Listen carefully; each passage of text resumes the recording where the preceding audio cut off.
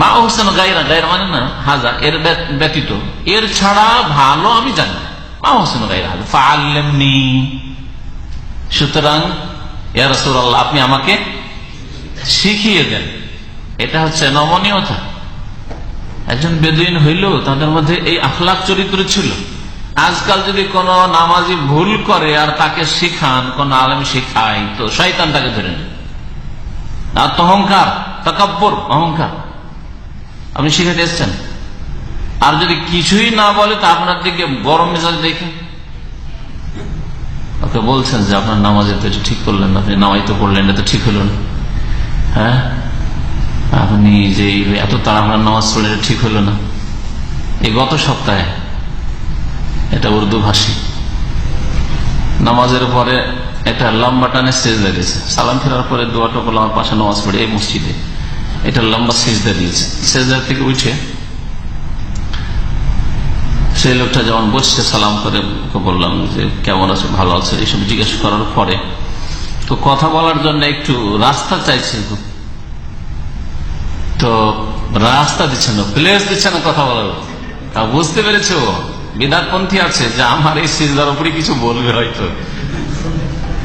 কথা বলার জন্য প্রথমে একটা ভূমিকা বানবো, তো কেমন আছে, ভালো আছে, কোথায় কাজ করেন, বলছে আপনার কেমন হলাম, ভাই কোথায় কাজ কাম করেন, একটু রাস্তা করছি যে একটু কথা বলার সুযোগ। ডাইরেক্ট যদি বলি এটা ভুল করলেন তো বিপদ।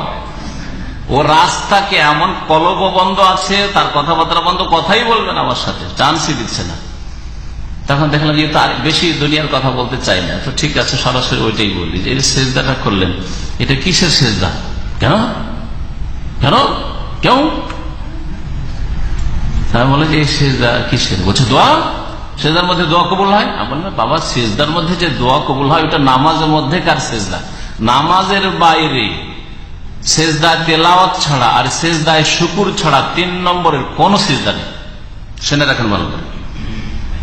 সেজদা তেলাওয়াত, কোরআনে কারিমে কতটি সেজদা আছে? 15টি, 14টা না 15টি বলবেন জি। 14টা ফেকার কিতাবে আছে, দেশীয় ফেকার কিতাবে, কিন্তু হাদিসে 15টি আছে। ফেকাকে চেক করতে হবে হাদিস দিয়ে, বুঝতে পারলেন? মানে মানুষের কথাকে, মানুষের মতামতকে, আমাদের কথাগুলিকে চেক করতে হবে রসুলের হাদিস দিয়ে। রাসূলুল্লাহ সাল্লাল্লাহু আলাইহি ওয়াসাল্লামের হাদিসে সূরা হজে 2টো সেজদা আছে, আর সূরা সদেও সেজদা আছে।